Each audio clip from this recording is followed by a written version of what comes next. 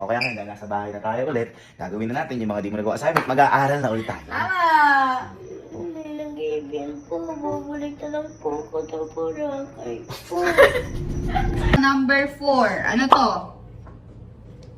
Egg. Egg. Okay. Sa Tagalog? Tagalog, Log. itlog. Okay. Yung itlog, pag tumagal na, magkakaroon na ng lalabas na yung Sisi. very good yung sisiw. Ngayon, yung sisiw, kapag tumagal, siya ay magiging Inasal. love kasi, bold na inasal. Lalaki. Naingay sa lalaki. Anong isa na lalaki? Boy. Yung boy, lumaki siya, ano na siya? Thanks mo. Tanda. Lolo. Ang lolo! May sakto lang. Daddy. Ano to? Oh. Boracay!